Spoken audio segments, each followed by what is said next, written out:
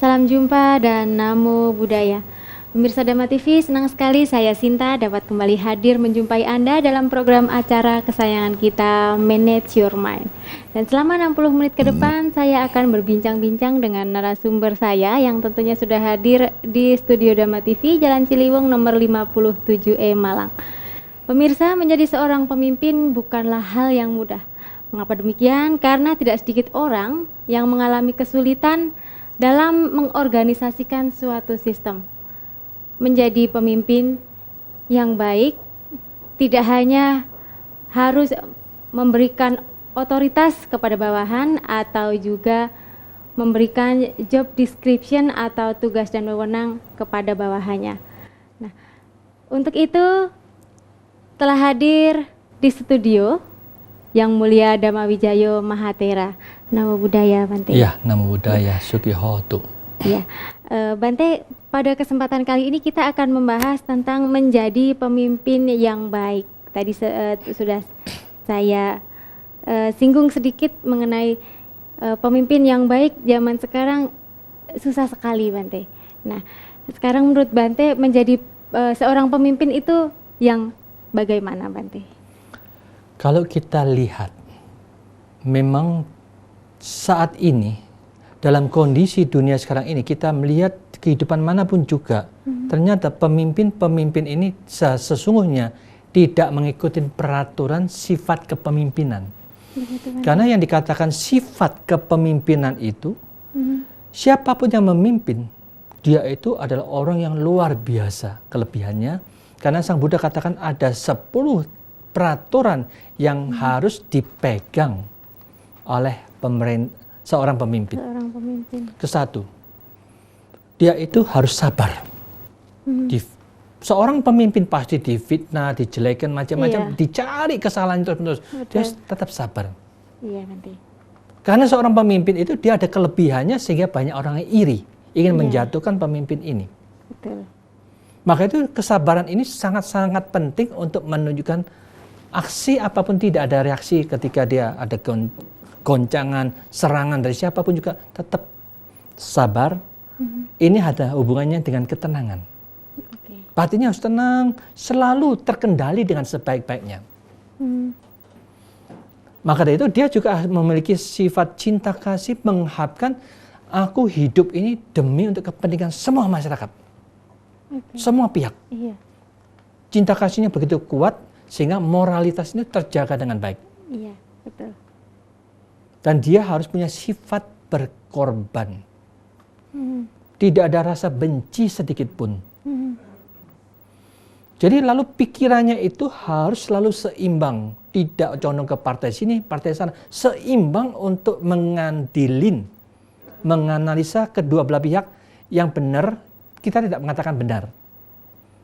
Sesungguhnya yang salah juga kita tidak mengatakan salah. Tetapi supaya dia adil itu dikatakan masing-masing ini ada benarnya, juga ada salahnya. Mari kita bersama-sama untuk menggabungkan antara yang salah dan benar ini menjadi satu kesatuan kekuatan untuk menjadi sesuatu keputusan bagaimana kita bisa menjalankan, mengakurkan dari dua kubu yang bertentangan ini menjadi kekuatan untuk negara kita. Jadi inilah nama pemimpin yang bisa mengakurkan semua pihak. Ini memang gampang. Tidak ada rasa tersinggung juga bukan gampang. Sabar juga bukan gampang. Betul. Mau berkorban dengan sungguh-sungguh. Bahkan hidupnya sederhana. Bukannya menunjukkan kalau saya dulu pemimpin, belum jadi pemimpin, kita pakainya bemo misalkan. Sekarang kalau jadi pemimpin, mintanya Rolls Royce, Mercedes. Jadi yang bagus-bagus yang diminta. Kan terlalu berlebihan. Hidupnya tidak sederhana sehingga rakyat akan menilai ini pemimpin kok serakah banget. Maka itulah yang dikatakan seorang pemimpin dari dulu dia naik bemo misalkan. Perginya juga sekarang naik bemo. Atau ya sekarang misalkan naik istilahnya apa? Mobil kecil-kecilan ya, Honda Civic kecil berangkat, pulang juga itu. Dulu pakai itu, sekarang juga tetap sama. Tidak perubahan. Tetap sederhana. Tetap sederhana. Bukan nanti dia sudah pemimpin langsung pindah jadi Rolls Royce, Mercedes Benz, otomatis ini sudah tidak menunjukkan seorang pemimpin yang negara sedang krisis, tetapi menunjukkan dia mewah. Ya tahu, Betul. masyarakat kita ini kekurangan, kamu kok enak-enak. Jadi penilaiannya sudah Iya, akan muncul. betul. Maka itu sekarang seorang pemimpin itu seharusnya dia harus mau berkorban turun ke bawah untuk memperhatikan, melihat keadaan-keadaan masyarakat yang di bawahan. Mereka perlu apa? Kalau di Thailand, Raja Thailand itu begitu. Ini musim dingin, di puncak-puncak gunung mereka bawa Selimut-selimut ya. selimut-selimut untuk diberikan pada mereka. Di mana ada banjir, dia bawa makanan-makanan untuk mereka. Datang sendiri dikasihkan. Ya, saya bantu ya, pemerintah bantu. Jadi raja itu memperhatikan rakyatnya sehingga dia dihormatin oleh rakyatnya. Sekarang pemimpin siapa yang mau lihat ke bawah? Iya. Di bawah bukan urusan itu bagian sosial. Bagian si B gitu. Ya, yang bagian bawahku. Aku bukan urusan itu. Iya. Aku yang gede-gede urusannya. Itu salah. Okay. Jadi dia kurang memperhatikan ke arah bawah, menyebabkan masyarakat tidak pernah ada satupun yang menghormatin atasannya. Nah, kemudian tadi Bante menyinggung tentang kesederhanaan. Itu kan susah Bante. Manusia zaman sekarang biasanya kalau misalnya sudah kaya gitu Bante ya, sudah memiliki kedudukan yang tinggi. Nah, dia pasti ingin menunjukkan, loh, ini loh aku sudah bisa. Ini loh aku bisa beli Mercedes, ini loh aku bisa beli ini itu. Nah, seperti itu. Nah, itu kan susah Bante. Itu bagaimana caranya agar tetap bisa sederhana dan tetap rendah hati Bante? Ya, inilah yang istilahnya manusia itu selalu harus belajar. Belajar untuk mendudukkan dirinya itu, aku mau belajar meletakkan posisi selalu merendah hati, bukan mengagungkan, menyombongkan diri. Kalau dia sudah menunjukkan menyombongkan diri, otomatis sifatnya itu ingin mendapatkan sesuatu yang lebih banyak lagi. Mobilku gini, sudah gini, kamu mau kasih aku mobil apa lagi? Yang lebih besar lagi, gitu. Jadi serakah Bante. Rumahku sudah begini besar, kamu mau kasih apa lagi yang lebih besar? Kalau tetap dari dulu gubuk, sekarang gubuk, dia tidak ada kepingin untuk mendapatkan harta. Maka dari itu kalau dia sebagai seorang pemimpin tidak ada keserakahan, menunjukkan kesederhanaannya, dan seperti saya katakan, para biku kan juga dari dulu sama. Dia tidak punya rumah. Wihara itu hanya dipakai untuk mengabdikan untuk masyarakat. Wihara pribadi juga tidak punya mobil. Dari dulu saya juga tidak pernah punya mobil. Sudah di 32 tahun tidak punya mobil. Mobilnya dipakai sini, pakai orang yang kasih pinjam kita aja. Jadi dengan demikian dari dulu sudah 30 tahun sampai sekarang ya mobil tetap tidak punya. Karena tidak kepingin adanya mobil juga. Adanya mobil, Walaupun di wihara itu makanan ada, tapi makan cuma sekali aja. Supaya Pak belajar bagaimana sih rasanya lapar itu.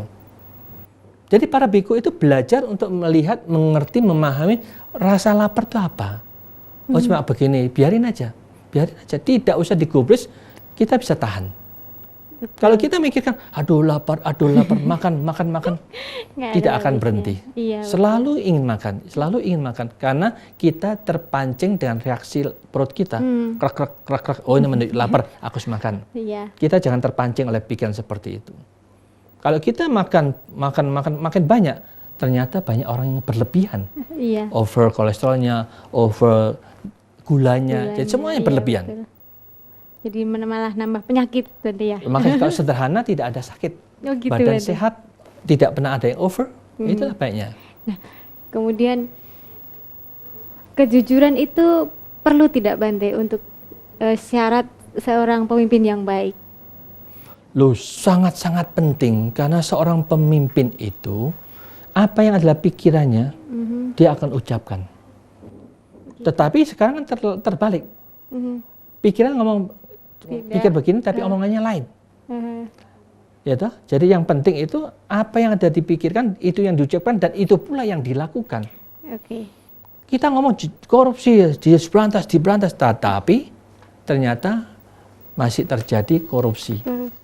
Nah, tetapi masih terjadi korupsi ini sesungguhnya itu bisa diatasin dengan cara undang-undang itu diperkeras yang membuat tidak ada hubungan dengan pemerintahan, harus kelompok yang lain. Kalau yang membuat MPR, DPR sendiri, aku yang nanti kena kalau saya buat keras. Aku tidak bisa apa-apa, kena juga nanti. Ternyata kan yang kena ya orang-orang MPR, Menteri, DPR.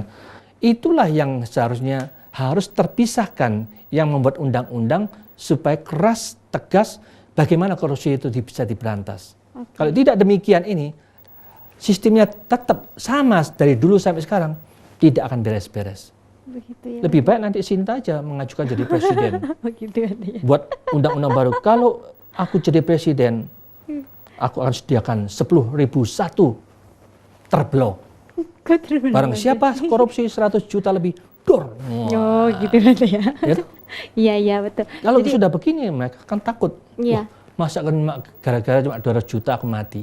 Kan kebanyakan mereka sudah kaya-kaya itu yang jadi pejabat-pejabat itu. Tapi masih kurang gitu gimana. Iya. Jadi kalau dikasih begitu 200 juta dor. Jadi pemimpin malah serakah Bante kalau kayak gitu. Maka dari itulah pemimpin yang tidak mengerti, mau masuk saja, tidak memikirkan bagaimana untuk mensejahterakan rakyatnya. Oke. Nah, sekarang begini Bante, lebih penting manakah menjadi pemimpin diri sendiri atau menjadi pemimpin orang lain Bante? Sesungguhnya, kalau kita lihat seorang calon Buddha, ketika dia pernah lahir sebagai Gantiwadi, dia lahir ke bumi ketika dia masih bayi lahir itu, dia sudah punya daya ingat. Dia ingat kehidupan lampau itu, dia pernah melakukan kesalahan ketika dia menjadi raja. Karena kesalahan itu menyebabkan dia pernah terlahir di alam neraka. Ingat sekali. Lalu dia sekarang tahu, aku sekarang juga lahir di kerajaan ini. Aku sebagai pangeran. Kalau aku tidak punya sistem merubah kehidupan saya, aku pasti jadi raja. Akhirnya dia bertekad. Aku bertekad, aku tidak mau jadi raja lagi dengan cara dia membisu. Tidak mau bicara, tidak mau ngomong. Jadi raja dan ratu melihat ini, wah ini tidak mungkin dia bisa jadi raja. Akhirnya dia dikeluarkan. Ketika dia dikeluarkan, mau dikubur, langsung dia menunjukkan kekuatan, dia ngomong bahwa dia itu sesungguhnya bisa bicara, bisa bergerak. Dan akhirnya aku memang tidak mau jadi raja, aku masuk hutan saja jadi pertapa. Akhirnya itulah menunjukkan kalau seorang pemimpin dia salah jalan, berat akibatnya. Misalkan negara ada uang untuk sosial, untuk ratusan juta orang. Tapi uang ini dari sini bagi, sana bagi. Ini harus dipikirkan. Seharusnya ini untuk sosialnya 100 triliun. Masuk ke sosialnya hanya 10 triliun, 90% masuk kantong, dibagi-bagi itu. Ini kan berat. Untuk 200 jutaan orang loh yang perlu dibantu. Jadi beban karmanya buruk sekali. Kecuali kalau si A hanya satu orang yang dikorupsi, ya enggak percaya. Dia bertanggung jawab sama satu orang. Kalau ini bertanggung jawab sama 200 juta orang lebih, berat sekali. Jadi harus hati-hati. Kalau memang untuk masyarakat banyak, jangan sekali-sekali kita merusak. Jadi termasuk mereka-mereka yang suka mencuri rel itu juga gitu. Pikirkan, kalau kita mencuri rel itu, bisa ratusan orang celaka dan menderita. Betul. Menyusahkan banyak orang yang mau kerja, mau ini, tidak bisa apa-apa. Orang itu loh, bertindak tanpa berpikir. Jadi kita orang bijaksana itu harus berpikir terlebih dahulu apapun yang mau dilakukan. Iya, jadi lebih baik menjadi pemimpin diri sendiri dahulu sebelum menjadi pemimpin orang lain, begitu ya Bante ya? Memang seharusnya begitu. Mereka itu harus menunjukkan kemampuan mereka itu berkorban untuk menahan nafsu, mampu tidak? Berpuasa itu mampu tidak? Mengendalikan diri mampu tidak? Sabar mampu tidak? Itu perlu dilatih. Jadi siapapun yang mengatakan bahwa pikiran itu bisa dilatih, mereka itu percaya tergantung aksi dan reaksi. Tetapi kalau kita katakan semua nasib dan takdir ditentukan di atas, itulah yang salah juga cara berpikirnya. Sehingga aku memang sudah ditakdirkan jadi pejabat kok. Pejabat urusannya memang begini nih. Untuk mendapatkan, tidak memikirkan untuk memberi. Iya. Kalau kita mengatakan bahwa tergantung baik dan buruk yang dicatat dari sana, itu ukurannya, kenapa kok tidak terbalik? Suka memberi, membantu, beramal. Coba sekarang kita lihat Indonesia ini mengatakan ada zakat untuk pemerintah, itu diperkirakan 200 triliun. Ternyata yang diterima cuma 1,5 triliun. Menunjukkan masyarakat sendiri tak suka memberi. Oke. Ini ada kesalahan apa? Oh begitu ya. Ya baik Bante, kita break dulu Bante. Pemirsa Anda jangan kemana-mana karena sesaat lagi kami segera kembali. Terima kasih Anda masih bersama kami pemirsa dan masih bersama dengan Bante Dhammawijayo Mahathera. Kami membahas tentang menjadi pemimpin yang baik. Tadi telah dijelaskan oleh Bante Dhammawijayo bahwa menjadi seorang pemimpin haruslah sabar, kemudian juga memiliki ketenangan, cinta kasih, memiliki kemoralan, mau berkorban sederhana, yang pasti mau jujur begitu ya Bante ya. Harus. Iya. Tadi Bante sedikit menyinggung tentang banyak manusia sekarang bertindak tanpa berpikir. Nah itu Bante. Nah sekarang kan orang cenderung banyak melakukan hal seperti itu. Nah hal apa yang harus dilakukan untuk kita bertindak, tapi kita juga harus berpikir pada saat keputusan itu harus secepatnya diambil Bante. Nah itu bagaimana Bante? Ya inilah kalau kita perhatikan karena lingkungan seperti itu. Media-media di TV ya seperti itu. Oh iya Bante. Jadi seolah-olah masyarakat demikian, TV juga demikian, sinetron juga seperti itu, dikira memang wajar. Maka dari itulah yang dikatakan sesungguhnya itu yang merupakan tingkah laku yang tidak betul, perbuatan yang tidak benar, cara ngomong yang tidak tepat. Tapi sering diucapkan, sering dimunculkan. Itu tanpa mereka sadari itu sebagai program yang diprogram ke masyarakat kita jadi bobrok gara-gara media-media yang kurang memberikan inspirasi bagaimana merubah manajemen dari pola berpikir mereka. Maka dari itu ini memang perlu tiap-tiap individu itu harus berani merubah. Sebagai contohnya di India. Sekarang ini banyak penjara-penjara itu dilatih vipassana. Oh iya. Dilatih vipassana itu adalah mengerti, direnungkan kita berbuat salah apa saja. Mengapa kok kita melakukan kesalahan? Mari kita renungkan, renungkan, renungkan.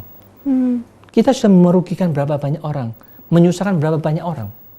Kalau tiap hari ada perenungan, pengendalian, renungkan ini, renungkan, lama-lama itu menyadarkan secara pribadi. Kalau di Indonesia nggak ada tuh penjara yang seperti itu. Belum ada penjara yang berani bagaimana mereka bisa merubah kalau sudah sekali masuk penjara itu. Karena pendidikan, pengarahan, program yang baik, dia keluar tidak akan masuk lagi. Betul. Kalau sudah masuk keluar, berarti ada kesalahan yang sangat fatal di penjara itu, tidak dibiarkan aja, tidak ada pendidikan sama sekali. Jadi ini departemen sosial, departemen apa yang punya kewajiban untuk memikirkan bagaimana orang yang masuk penjara itu perlu dibina, bukan dibiarkan itu. Jadi kalau dibiarkan, masyarakat kita kejahatan makin lama makin banyak. Karena satu orang yang keluar dari penjara, golek konco maneh, cek no akeh boloku. Makin lama makin banyak. Tetapi kalau dia sudah masuk, di situ dibina mentalnya, disadarkan untuk perenungan, lama-lama dia sadar, inilah yang namanya merubah, sering merenungkan, sering mengendalikan, sering menenangkan, sering membuat dia sabar itu bagaimana, kasih contoh-contoh yang konkret, baru perubahan akan terjadi. Kalau tidak ada contoh, tidak ada media yang memberikan program seperti ini, selamanya kita akan menjadi bangsa yang makin lama makin bobrok. Maka itu inilah masyarakat harus ikut berpikir, berperan serta. Program mana yang bagus dan program mana yang tidak bagus, mereka bisa menilai sendiri. Itulah yang harus mereka secara bebas untuk memantau, mendengar, dan menyerap. Yang bagus kita ambil, yang tidak bagus pindah saja channelnya, cari yang bagus. Oh gitu Bante ya, seperti channel Dhamma TV ya Bante ya. Ya mereka sudah tahu dengan sendirinya lah, kita tidak usah ngomong, mereka sudah tahu sendirinya. Iya, nah baik Bante. Berarti tadi pemimpin itu tadi harus bisa menjadi panutan banyak orang Bante ya. Seperti yang otomatis. seperti ya. Nah, kalau misalnya pemimpin yang menjadi panutan banyak orang. Zaman sekarang kan susah, Bante. Nah, itu bagaimana caranya membuat atau menciptakan pemimpin-pemimpin yang bisa menjadi panutan bagi banyak orang, Bante? Memang itu juga merupakan salah satu tergantung program yang diisi. Baik dari guru-guru, baik dari sekolahan, baik yang dia mengerti di dalam spiritual yang sesungguhnya. Kalau kita diisi dengan cara yang benar, ternyata siapapun juga sesungguhnya memiliki sifat yang sama. Mereka, masing-masing orang harus menyempurnakan paramitanya. Paramita otomatis dia harus sering berdana, beramal, membantu, menolong. Bukan sebagai pemimpin ingin dapat, malah serakah. Ini salah sudah. Makanya korupsi terjadi karena yang dipikirkan, apa aku oleh nih? Aku dapat apa? Betul. Oh, ternyata dapat lebih kaya, aku mau jadi lagi. Tetapi kalau jadi pemimpin, aduh, berat menjadi pemimpin. Harus melihat ke desa, membeli ini, membeli itu. Waduh, dulu hartaku 10 M, sekarang tinggal 2 M, rugi aku. Begitu. Kalau gitu mereka pasti nggak mau jadi pemimpin. Tetapi kalau dulunya 10 M, sekarang jadi 100 M. Wah, enak loh jadi pemimpin. Akhirnya dia kepingin lagi. Maka dari itu, itulah kesalahan demi kesalahan bukan dihitung hartanya makin banyak. Melainkan seberapa banyak kebaikan yang telah kamu berikan kepada masyarakat. Kepentingan mereka, kepentingan rakyat, kepentingan masyarakat. Kalau banyak yang diberikan, inilah pantas mereka berkorban demi kepentingan masyarakat banyak. Jadi dia cocok jadi pemimpin yang sangat terpuji. Tetapi kalau semua tahun ini hartanya sekian, tahun depan tambah naik, ini ada sesuatu something wrong. Ada sesuatu yang salah gitu. Iya, pasti salah dong. Kok tambah serakah? Kok tambah kaya dia? Ya, kalau dia seorang pemimpin harusnya tambah lama karena beramal kan di sini makin lama makin habis. Iya. Tapi kan dia karma baiknya jadi banyak, Bante. Maka dari itulah orang yang mengerti apa yang ditanam, makin banyak dia menanam, buahnya itu akan berlimpah ruah yang tak terhingga dalam kehidupan yang akan datang. Jadi susah mencari orang yang bisa berkorban untuk banyak orang, Bante ya?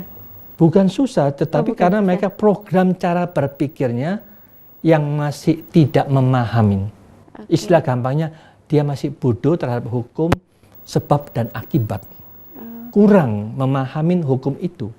Tetapi kalau dia mempelajari, mendengarkan, menganalisa dengan jelas hukum sebab dan akibat, malah mereka semua orang yang sadar akan hukum karma ini, dia malah berlomba-lomba untuk berbuat baik. Iya, betul. Bukan berlomba-lomba untuk tidak mau berbuat baik. Maka itu orang yang bodoh tidak suka berbuat baik. Tetapi orang yang bijaksana, dia malah menyarankan, ayo bareng-bareng kita berbuat baik. Bersama-sama kita berbuat baik. Penuh semangat, ayo kita berbuat baik.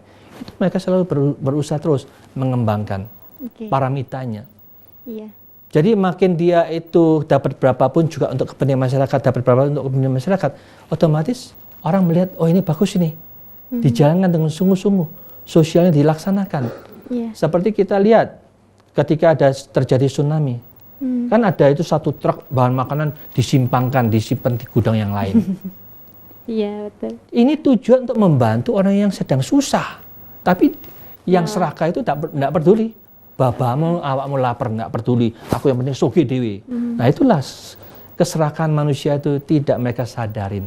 Kebiasaan yang salah di sini dijalankan seperti itu, tetap dijalankan di mana-mana. Iya. Baik, Bante. Kita break dulu, Bante. Kami segera kembali pemirsa untuk Anda, jadi jangan kemana-mana. Terima kasih Anda masih setia bersama kami pemirsa. Baik, langsung saja kita lanjutkan bincang-bincang dengan Bante Dhamma Wijayo. Ya, Bante, tadi Bante menjelaskan tentang memimpin diri sendiri baru bisa menjadi panutan bagi banyak orang. Nah, sebenarnya menjadi memimpin diri sendiri itu harus seperti apa? Apa yang harus dilakukan, Bante?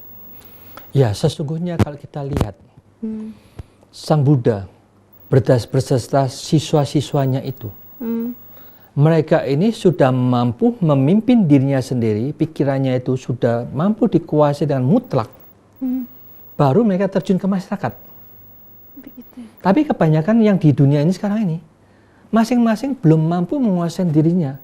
Masing-masing emosi masih ada, Betul. keserakahannya masih banyak, Iya. bujunya juga akeh. Jadi dengan demikian ini keserakahannya, kebenciannya, ketidaktahuan juga masih banyak, egonya masih kuat. Maka dari itu inilah seorang pemimpin yang seperti ini akan jadi berantakan. Coba kalau seandainya Libya itu, dia kaya raya. Mengapa mereka berontak?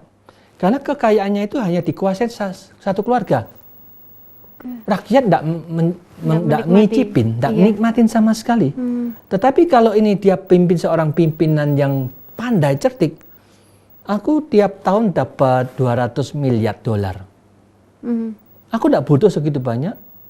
Untuk keperluanku saja cukup 20 ribu lah.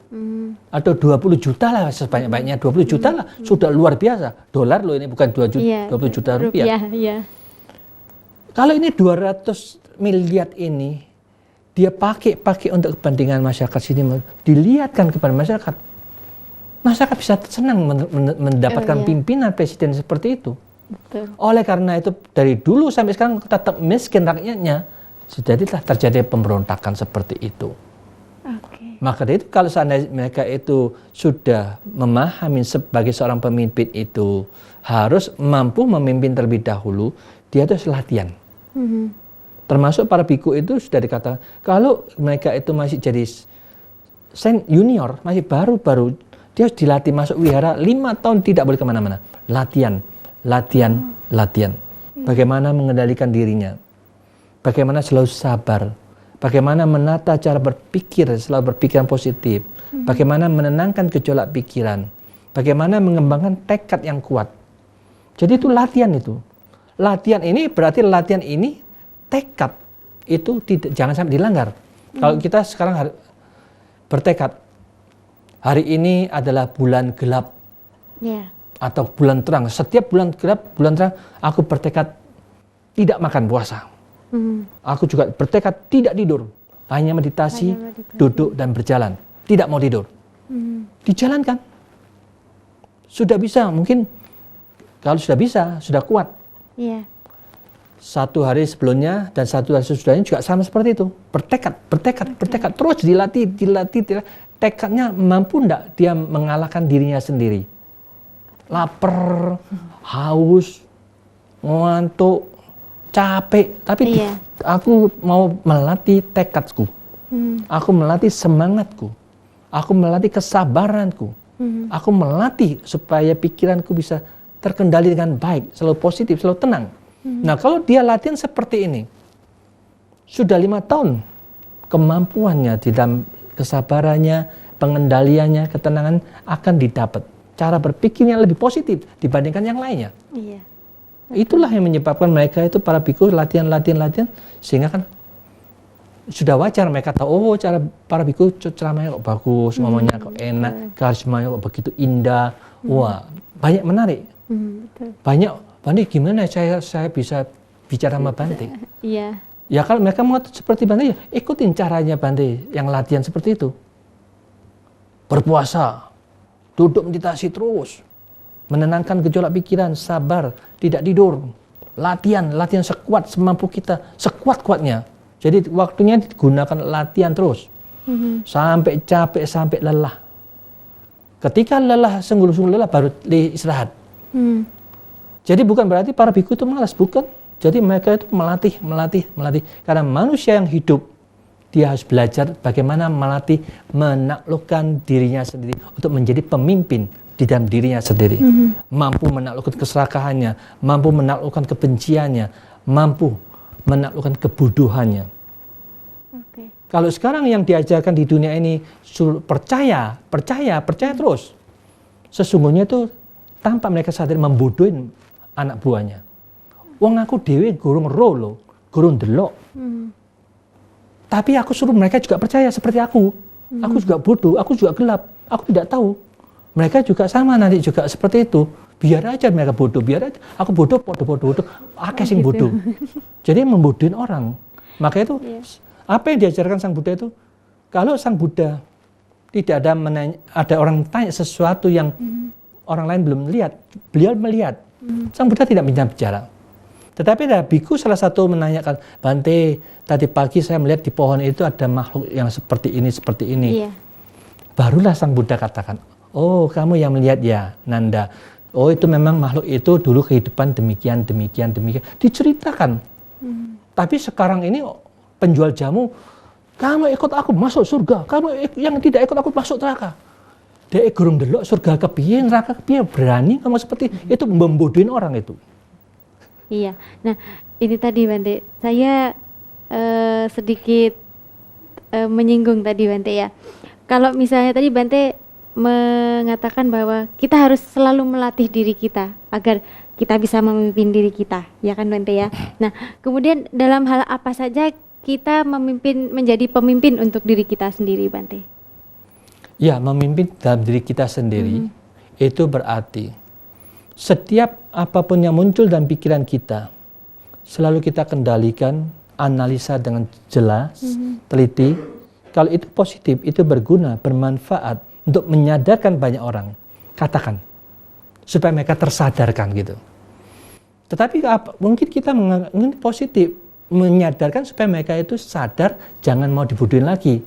Tapi kelompok tertentu masih menolak. Wah aku kok diilok-ilok bodoh-bodoh kan gak seneng. Itulah yang dikatakan mereka dengan tenang memikirkan, merenungkan kebenaran itu dengan hati yang jernih. Benarkah kata-kata itu? Lalu direnungkan kebenarannya itu. Baru dia bisa menilai. Kalau dia mengikuti emosinya langsung menolak, langsung dia suka, langsung benci. Dipikir-pikir makin benci dia. Maka dari itu itulah yang dikatakan siapapun juga yang ingin menjatuhkan kita, ingin merusak kita, biasanya orang ini ada kelebihan yang banyak. Sehingga difitnah, dijelekan, dijatuhkan. Seperti kita lihat presiden kita SBY kan banyak orang yang neror, memfitnah macam-macam. Iya, betul. Karena dia ada kelebihannya. Coba kalau seperti pengemis, tukang becak, sopo sing kena fitnah orang-orang apa-apa. Yang cacat, yang idiot, enggak pernah mereka difitnah gitu. Dijelek-jelekan. Jadi siapapun yang dijelekkan, difitnahkan, kita seharusnya merasa bangga. Aku ada kelebihan ini. Oh, gitu, dijelekkan orang, difitnah. Orang lain banyak yang iri. Tetapi makanya jangan orang iri memfitnah kita itu langsung kita jengkel, mangkel. Tidak usah. Kita menerima, oh berarti aku ini ada kelebihan. Sehingga menyebabkan mereka iri, tidak suka. Nah itulah menyebabkan kita tidak akan rasa benci muncul, tidak ada. Bisa mengerti dan memahami sifat kewajaran di dunia ini. Sehingga itulah dia akan mampu memimpin masyarakat dengan sebanyak-banyaknya. Iya, nah tapi kadang-kadang Bante kalau misalnya kita difitnah, jarang ada orang yang bisa menerima, oh berarti saya memiliki kelebihan. Biasanya pasti akan berbalik. Oh malah marah-marah, malah tambah dia ganti memfitnah yang memfitnah dia. Itu bagaimana Bante? Wajar, karena kebanyakan orang kan tidak pernah meditasi. Meditasi itulah kunci utamanya. Kalau dalam meditasi itu kita melatih untuk perenungan. Perenungan demi perenungan pengalaman yang pernah kita alamin itu kenapa aku emosi? Kenapa aku kok marah? Direnungkan, dianalisa, diteliti, ada manfaatnya apa sih? Aku ikut marah-marah sebenarnya. Ruginya apa? Kalau kita melihat kerugiannya tidak bermanfaat, malah membuat orang lain bermusuhan sama kita kehilangan pembeli-pembeli itu, langganan-langganan kita tidak suka sama kita. Direnungkan semuanya banyak kerugiannya, bahayanya. Ngapain aku kalau gitu melakukan itu lagi? Karena mereka itu malas merenungkan. Dianggap itu sudah makan kulino, sudah kebiasaan. Otomatis orang ini kebiasaan demi kebiasaan tidak pernah direnungkan, dia tidak akan bisa berubah. Dia harus menyepi, merenungkan apa yang dilakukan. Jadi tiap malam mau tidur, marilah kita merenungkan. Pagi, siang, sore, dan malam ini apa saja yang telah aku lakukan. Oh tadi ngomongnya salah. Seharusnya aku sebagaimana ini ngomongnya. Direnungkan, dicari jalannya. Oh seharusnya ngomong gini ya. Nah dengan itu kita merenungkan, besoknya sudah berubah. Kejadian lagi seperti itu, kita bisa ngomong yang enak. Lebih baik, lebih bagus. Itulah yang dikatakan kebiasaan untuk merenungkan tidak pernah diajarkan oleh siapapun juga. Betul. menganalisa, menyelidikin. Kebiasaan kita hanya nonton contoh-contoh sinetron yang sudah biasa-biasa. Oh ya, begitu, aku ikut seperti itu kok. Memang dunia seperti itu. TV-TV juga sama seperti itu. Aku juga podo. Zaman edan ya ikut edan kan gitu istilahnya. Iya, baik, menarik sekali Bante. Tapi kita harus jeda dulu Bante. Jangan kemana-mana pemirsa, kami segera kembali untuk Anda. Kembali lagi di program acara Manage Your Mind pemirsa. Nah, Bante, menjadi seorang pemimpin, apakah pemimpin banyak orang nih Bante, apakah sudah pasti dia bisa memimpin diri sendiri Bante? Saya rasa kebanyakan tidak bisa ya. Karena sebagai kewajarannya, mereka itu semuanya harus sama, itu tergantung apa yang telah mereka latih dalam pikirannya. Kalau pikirannya tidak pernah dilatih sabar, tidak pernah dilatih mau berkorban, tidak pernah dilatih untuk bertekad dengan sungguh-sungguh, tidak pernah dilatih untuk semangat itu bagaimana, tidak pernah dilatih bagaimana bisa tenang menghadapi apapun juga, tidak dilatih bagaimana kebijaksanaan itu bisa terbangkitkan melalui intuisi. Jadi kalau ini batinnya belum pernah diasah, sulit dia akan menjadi pemimpin yang baik. Karena dia pasti mengikuti nafsu keinginannya saja. Itu sebagai pemimpinnya. Kalau sudah demikian, tidak akan ada bisa perubahan apapun juga. Jadi belum pasti menjadi pemimpin banyak orang, dia bisa memimpin diri sendiri, itu tidak pasti Bante ya.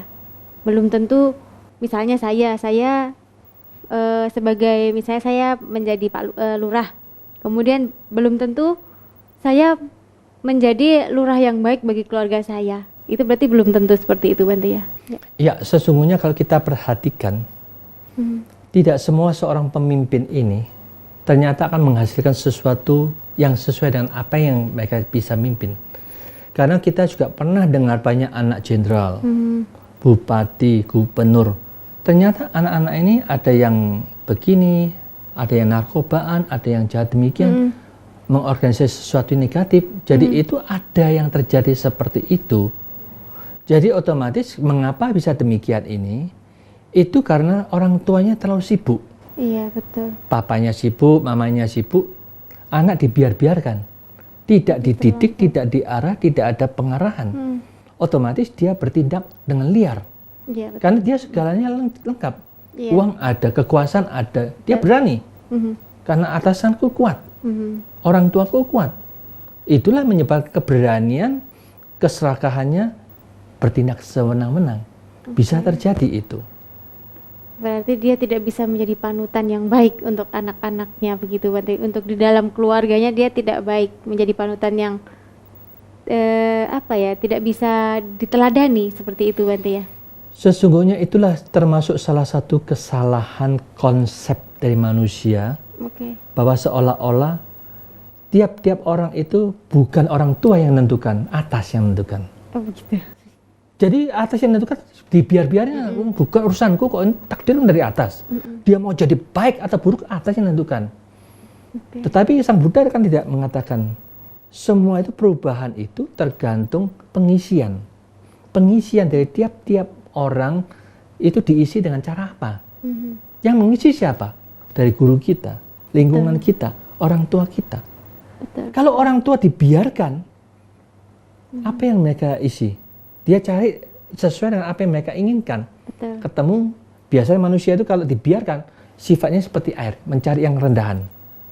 Golek konco sing seneng-seneng, sing berfoya-foya, menghambur-hamburkan duit, main ya istilahnya kalau yang laki main perempuan begitu. Jadi segalanya yang dilarang oleh agama dilanggar semuanya. Karena memang sifat manusia begitu kalau dibiarkan. Dia harus punya satu program yang jelas bahwa kita percaya hukum karma. Aksi yang kita berikan positif, anak juga pasti positif. Kita juga melarang anak-anak kalau bisa jangan bergaul pada orang-orang yang tidak baik. Bergaul pada yang baik, yang bijaksana. Ya, bergaul pada yang baik dan tidak baik itu juga termasuk bacaan apa yang kita baca. Apa yang sering kita tonton di TV. Oke. Kalau kita tidak pernah menonton TV yang kasih motivasi, pengertian, mindsetnya benar dan baik, itu tidak pernah didengarkan. Oh, itu tidak butuh tuh. Jadi dia tidak mau mendapatkan program yang baik. Nontonnya yang sinetron yang tidak karu-karuan, berita-berita korupsi, berita perampokan, berita-berita yang tidak ada gunanya. Yang mengisi program-program yang tampak mereka itu negatif. Mengisi program yang negatif. Jadi otomatis rusak semuanya. Kalau seperti itu. Betul. Nah, ini ada satu pertanyaan yang saya rasa lucu. Mungkin apa ya Bante ya, lucu, tapi saya kepengen tahu jawabannya. Lebih baik memimpin atau dipimpin, Bante? Sebaiknya kalau kita ya otomatis memimpin ke dalam diri sendiri. Sebelum kita bisa memimpin orang lain, tunjukkan bahwa kita pribadi itu sudah mampu memimpin ke dalam diri sendiri. Kalau kita sudah mampu memimpin ke dalam diri sendiri, baru kita bisa memimpin yang lain dengan baik. Karena dia sudah menjadi suri tauladan ke dalam dirinya sendiri. Jadi dia tidak mungkin bisa membohongi dirinya sendiri. Bahwa dirinya gini, wong si elek kok mau memimpin orang lain, ya toh? Sing elek mimpin sing elek, ya toh? Kalau dia sudah api mimpin yang elek masih bisa. Begitu. Kalau dia sudah elek mau jadi pemimpin, semuanya juga jadi elek karena di AWD juga elek. Sesuai dengan pikiran kita. Kalau pikiranku itu jelek terus, wah aku jadi pemimpin kok jadi berpuasa, kok bisa sogi, kok ini untuk, jadi negatifnya lebih banyak.